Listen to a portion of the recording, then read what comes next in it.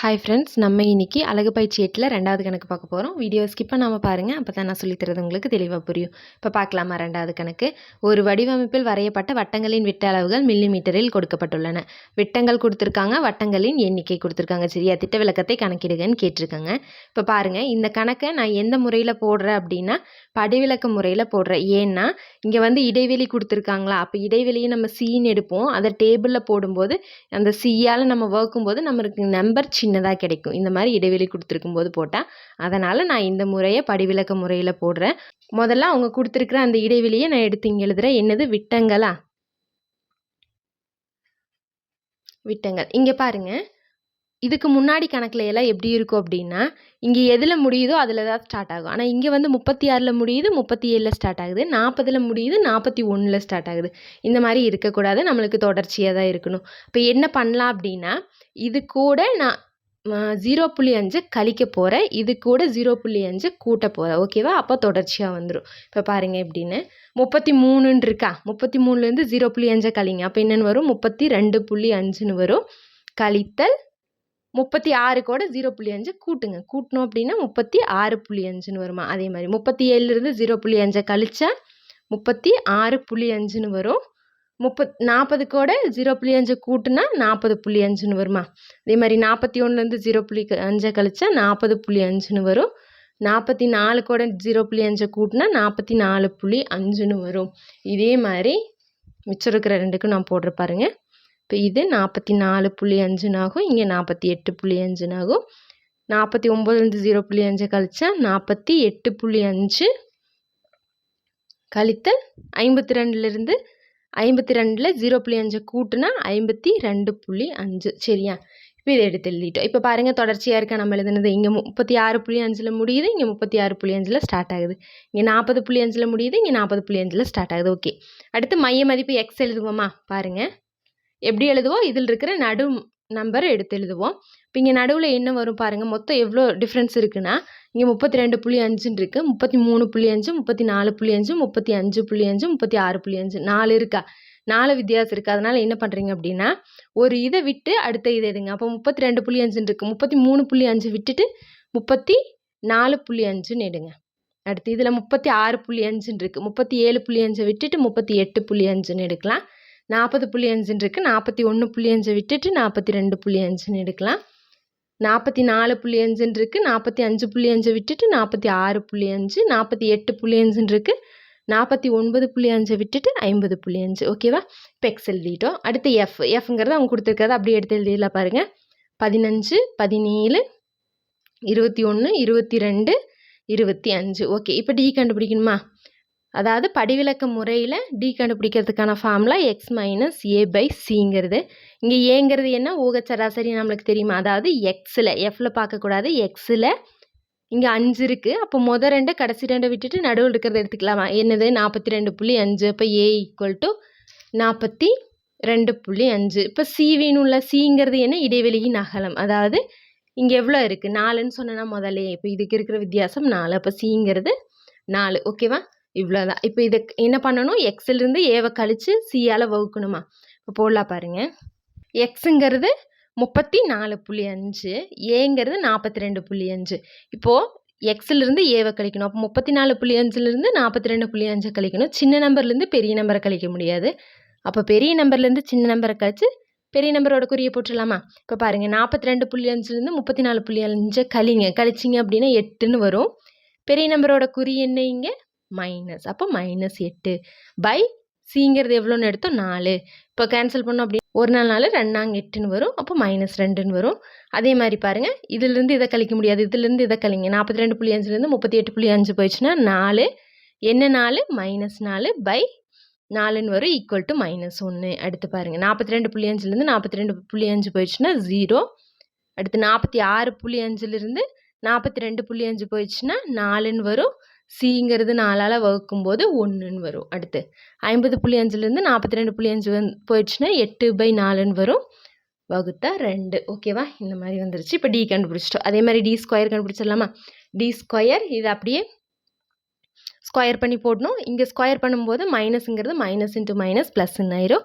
அப்போ நம்பரை மட்டும் ஸ்கொயர் பண்ணி போடலாம் பாருங்கள். 2 2 4 ஓரோன் 1 0க்கு 0 ஓரோன் 1 2 2 4. அடுத்து எஃப்டி போடலாமா? எஃப்டினா எஃப்ஐயும் டியையும் பெருக்கணும். இங்கே எஃப்டி ஸ்கொயர் போடலாம். அதுதான் நம்மளுக்கு ஃபார்முலாவில் வேணும். அதனால் இங்கே எஃப்டி ஸ்கொயர், இங்கே எஃப்டி. இப்போ எஃப்டி போடும்போது எஃப்ஐயும் டியையும் பெருக்கணுமா? இந்த ரெண்டையும் பெருக்குனா 15 2 30. என்ன 30? -30. 17 -1 பெருக்குனா -17. அடுத்து 0வால் பெருக்கும்போது 0. அடுத்து 1 22 22. 25 2ஆல் பெருக்குனா 50. சரி, அடுத்து எஃப்டி ஸ்கொயர், அதாவது எஃப்ஐயும் டி ஸ்கொயரையும் பெருக்கணும். எஃப் இங்கே இருக்குது, டி ஸ்கொயர் இங்கே இருக்குது. இந்த ரெண்டையும் பெருக்கணும் அப்படின்னா 15 4ஆல் பெருக்குனா 60. 17 1ஆல் பெருக்குனா 17. 21 0வால் பெருக்குனா 0 தான். 22 1ஆல் பெருக்குனா 22. 25 4ஆல் பெருக்குனா 100ன்னு வருமா? சரி, இந்த நிகழ்வெண் எஃப்ங்கிறத கூட்டணும் அப்படின்னா அதோட கூடுதல் தான் என். இப்போ என் ஈக்குவல் டு, இப்போ பாருங்கள் இது எல்லாமே கூட்டி போடுறேன். 5 7ஐயும் கூட்டினா 12. 12 1 13. 14 15 20ன்னு வருது. 20க்கு 0 மிச்சம் 2 இருக்கா? 2 1 3 4 5 6 7 8 9 10. இப்போ n ஈக்குவல் டு 100ன்னு கிடச்சிருச்சு. இப்போ எஃப்டிக்கும் எஃப்டி ஸ்கொயருக்கும் கூடுதல் கண்டுபிடிக்கலாம் பாருங்கள். இது சமேசன் எஃப்டி. கூடுதல்னா சமேசன் எஃப்டி. இப்போ கூட்டணும் அப்படின்னா இது கூட்டல்லையும் இருக்குது கழித்தல்லையும் இருக்குது. அப்போ முதல்ல கூட்டல் இருக்கிறத கூட்டி அப்புறம் கழித்தல் இருக்கிறத கூட்டி ரெண்டையுமே கழிச்சிடலாம் பாருங்கள். இந்த ரெண்டையும் கூட்டினா 72ன்னு வருது. இந்த ரெண்டையும் கூட்டுங்க. 30யும் 17ஐயும் கூட்டினா 47ன்னு வருதா? இப்போ இதுலேருந்து இதை கழிச்சோம் அப்படின்னா இதுலேருந்து கடன் வாங்கினா இது 6ன்னு ஆகும், இது 12ன்னு ஆகும். 12ல் 7 போயிடுச்சுன்னா 5, 6ல் 4 போயிடுச்சுன்னா 2, 25ன்னு வருது. என்னது? +25. ஓகேவா? அடுத்து இதை கூட்டலாம் பாருங்கள். இது எல்லாம் கூட்டணும் அப்படின்னா சமேசன் எஃப்டி ஸ்கொயரா ஈக்குவல் டு 7 2 9 6 1 7 8 9 அப்புறம் இங்கே ஒரு 1. ஓகேவா? இப்போ பாருங்கள் திட்ட விலக்கம், அதாவது படி விலக்க முறையில் திட்ட விலக்கம் கணக்கிடுறதுக்கான formula sigma equal to root of summation FD square by capital N minus summation fd by N the whole square into C. இதுதான் ஃபார்முலாவா? இப்போ இதில் பாருங்கள் எல்லாமே நம்ம கண்டுபிடிச்சி வச்சுருக்கோம், கொண்டு வந்து போடலாம் பாருங்கள். அப்போ sigma equal to root of summation FD square என்னென்னு கண்டுபிடிச்சோம்? 199 பை கேபிட்டல் என்னங்கிறது 100 மைனஸ் எஃப்டி சமேசன் எஃப்டிங்கிறது 25 கேபிட்டல் என்னங்கிறது 100 த ஹோல் ஸ்கொயரா இன்ட்டு சிங்கிறது எவ்வளோ? 4. இப்போ பாருங்கள் ஸ்கொயர்னா ஹோல் ஸ்கொயர்னா இன்னொருத்தம் 25ஐயும் ஸ்கொயர் பண்ணணும் 100ஐயும் ஸ்கொயர் பண்ணணும். இப்போது 199 பை 100ங்கிறது இங்கே அப்படியே இருக்குது. இதை ஸ்கொயர் பண்ணால் 625ன்னு வரும். கீழே 100 ஸ்கொயர்னு வரும்னு வைங்க. இப்போ இதில் நான் கீழே 100 ஸ்கொயரை பொதுவாக எடுக்கிறேன் அப்படின்னா மீசியமாக எடுக்கிறேன் அப்படின்னா இங்கே ஒரு 100 தான் இருக்குது, அதனால் இன்னொரு 100ஆல் நான் பெருக்குவேனா? மதிப்பு மாறாமல் இருக்க வேண்டி மேலேயும் பெருக்கணும். இப்போ மேலே பெருக்கணும் அப்படின்னா மேலே எப்படி வந்துடும்? அது கூட அந்த நம்பர் கூட 2 0 சேர்ந்து வந்துடும். மைனஸ் 625. இங்கே பெருக்கல் 4ங்கிறது அப்படியே இருக்குது. இப்போ பாருங்கள், இப்போ இதிலிருந்து இதை கழிக்கணுமா? கழிச்சோம் அப்படின்னா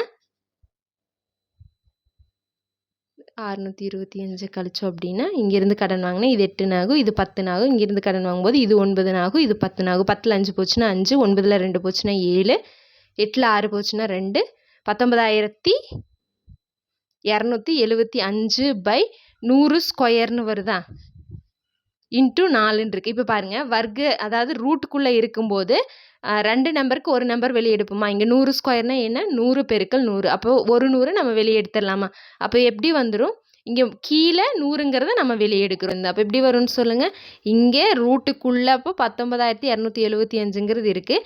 இப்போ இதில் 2 100க்கு ஒரு 100 நான் வெளியே எடுத்துட்றேன். என்னென்னு வரும்? கீழே தானே 100 எடுக்கிறோம், அப்போ பை 100ங்கிறது கீழே வந்துடும். இப்போ என்ன பண்ணணும்? 19,275க்கு வர்க்க மூலம் கண்டுபிடிக்கணும். இப்போ நான் இங்கே போடுற பாருங்க, போடலாமா? 19,275 வர்க்க மூலம் போடலாம் பாருங்க.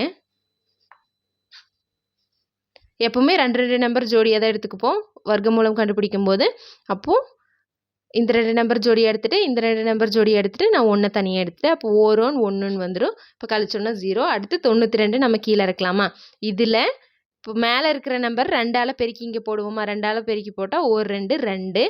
இப்போ இங்கே ஒரு நம்பர் போடணும், அதே நம்பர் இங்கே போட்டு பெருக்கும்போது வர்ற ஆன்சர் இந்த 92க்குள்ளே வரணும் அப்படின்னா நான் 3ன்னு போடுறேன். ஏன்னா 3ன்னு போட்டால் தான் இதுக்குள்ளே அடங்கும். 4ன்னு நான் போட்டேன் அப்படின்னா 94ன்னு வரும், இதை விட அதிகமாக போயிடும். இப்போ நான் 3ன்னு போடுறேன். 3 9 3 6 சரி 69ன்னு வருது. இப்போ 92லேருந்து 69 கழிச்சா எவ்வளோ வரும்? 23. சரி, இப்போ அடுத்த ஜோடியை நான் கீழே இறக்குறேன். 75 நான் கீழே இறக்கிட்டேன். சரியா? இப்போ மறுபடியும் மேலே இருக்கிற நம்பரை 2ஆல் பெருக்கி இங்கே போடலாம் பாருங்கள். 13 2ஆல் பெருக்குனா 26.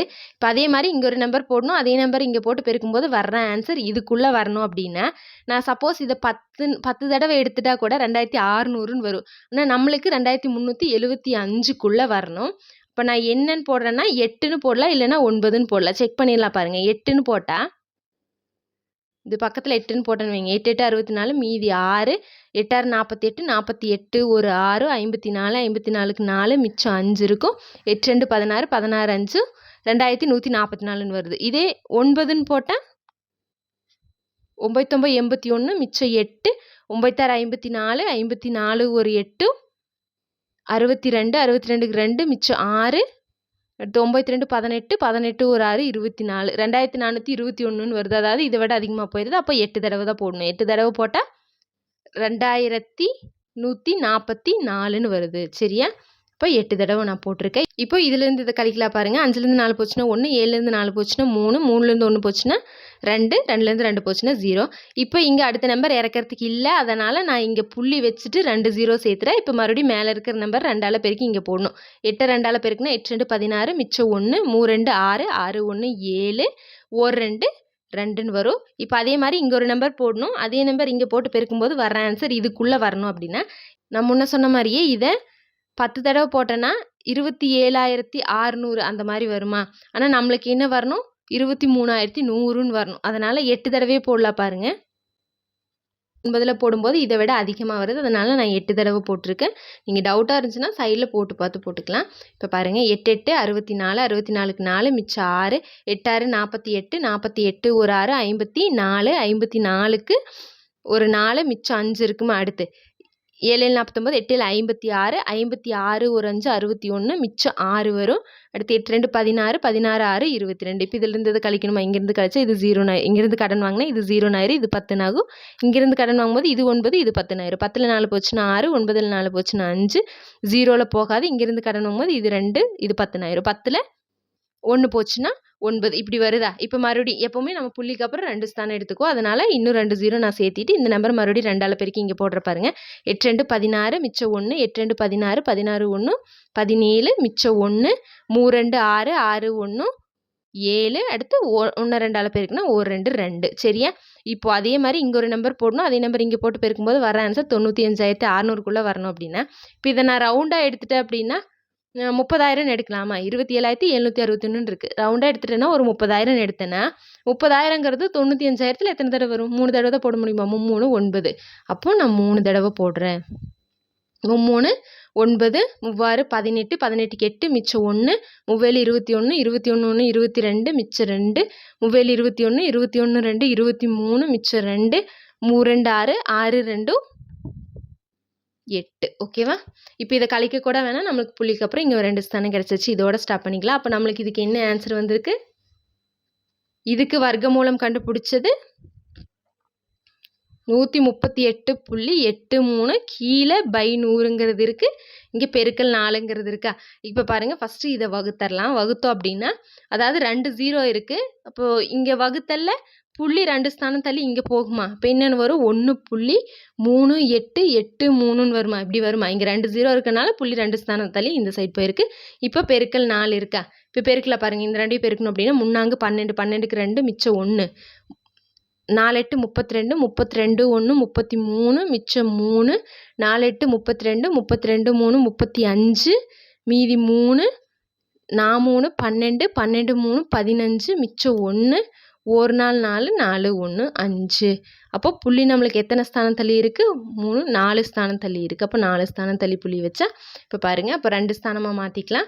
5.5. இந்த 3வது நம்பர் 5 விட அதிகமாகவும் இருந்துச்சுன்னா பக்கத்து நம்பர் கூட ஒன்று சேர்த்துவோம். இங்கே 5 விட கம்மியாக இருக்கனால நான் இந்த நம்பரை அப்படியே போட்டுக்கிறேன். அப்போது சிக்மாவோட வேல்யூ தோராயமாக 5.55 அவ்வளோதான். ஓகே ஃப்ரெண்ட்ஸ், நம்ம சேனலில் போடுற வீடியோஸ் உங்களுக்கு ஈஸியாக இருக்குது அப்படின்னா கண்டிப்பாக நம்ம சேனல் சப்ஸ்கிரைப் பண்ணிவிட்டு பெல் ஐக்கன் கொடுத்து வச்சுக்கோங்க. அப்படியே உங்கள் ஃப்ரெண்ட்ஸ்க்கு ஷேர் பண்ணுங்கள். தேங்க்யூ.